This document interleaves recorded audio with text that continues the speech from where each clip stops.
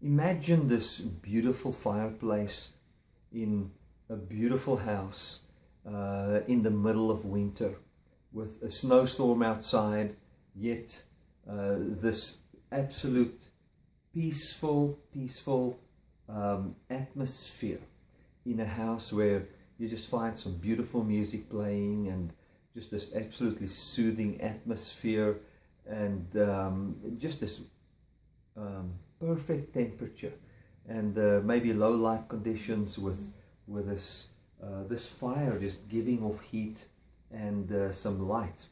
And think of a person that might be outside in the cold and afraid that he's going to lose his life maybe, and coming up to this house and entering into the house and just seeing this absolute peace. I believe that is what God is inviting man to through the gospel.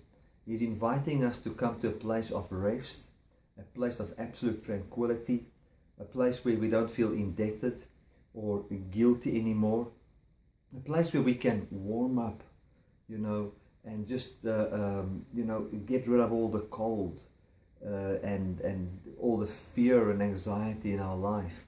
I believe that is the appeal of the gospel, to come unto me, the Bible says, come unto Jesus, all you that labor and are heavy laden. But I believe, although that is an appeal of the gospel and that people can come and warm up, there's something deeper, something greater than that, something greater than getting rid of the abuse in your life that came through tithing or sowing and reaping teaching, for instance, or a place where you can get rid of the just the anguish and torment that you've lived in all your life, be it under legalism, in church, or just be it in this world. There is a greater appeal than that that is in the gospel, and that is where you can be consumed by the fire of that furnace, where you can stand on the side of on the other side of the furnace, not just on the receiving of its heat, but a place where you co-burn with the furnace, where you enter that furnace and where you experience what it is to have that heat inside you, where you experience the life of the fire, where you experience the joy of the fire, where you are not just on the receiving side of it, but where you are on the side of it where you feel what it feels like to have that warmth, live in you. And I believe that's what God has actually come to do. The gospel, to me, is not about heaven and hell, although I do believe that there is such a thing as heaven and hell. I believe that there is just something greater than that.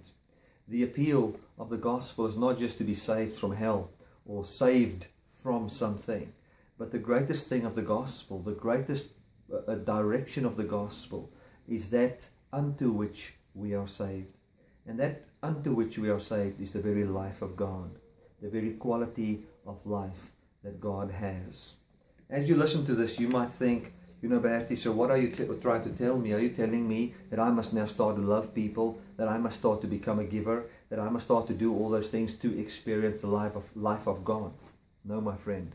All that I want to do is I want to say to you, I don't want to say to you that you must give or you must reach out or you must love people to experience the love of God.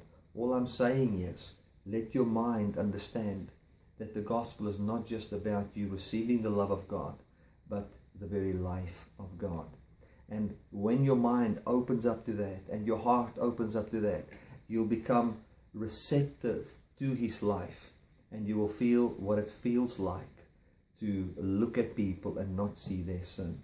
You will feel what it feels like to be overwhelmed by the value of a beggar, or to be overwhelmed by the value of even a legalist, where you can look at him with compassion in your life, compassion in your heart. I remember a time when I was just upset with every legalist there was and every pastor that preached law, for instance, wherein I was standing in the heat of or the warmth of the fire where God would just come and heal my heart from all the hurt and abuse. And I would direct that towards the pastor. But then there's come a time where I was consumed by the fire, and I'm being consumed by the fire. And you start to see what the fire sees. The fire sees people that are cold with a passion that's driving it to empty itself, to bring warmth to somebody else. And where I would look at a pastor that preaches law from a perspective of saying, this person just maybe cannot verbalize everything correctly, or he's just ignorant, he doesn't know, or maybe he's in a stage where he is so afraid of accepting this grace, he doesn't know if his church is going to fall apart. Maybe he doesn't have, he's been taught law all his life, and now he hears good news for the first time, and all of a sudden he doesn't know how to appropriate all that truth, and he thinks he's going to be rejected, and he's going to be all those, by his friends, and kicked out of the network that he's in, and then he doesn't even have a foundation of faith wherein he can trust the Father to get out of that. Now, I'm not advocating saying we should just allow legalism. All I'm saying is, while I say it is wrong to abuse, it's wrong to preach tithing, it's wrong to preach sowing and reaping, in a financial sense that you're going to give money, then God's going to give you more. I believe all those things are wrong. I think it's actually a sin to preach those things. But even in that, I'm not going to confuse the person with what he preaches. I'm not going to confuse the person, that Jesus paid for, with that which abuses his mind and his life as well.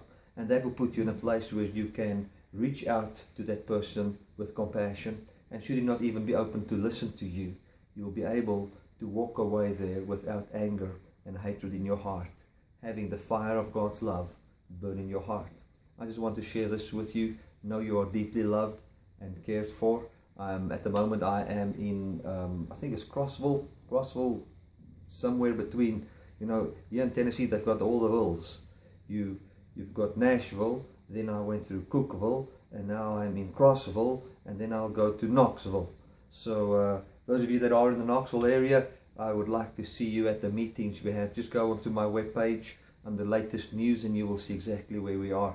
See you there. God bless you.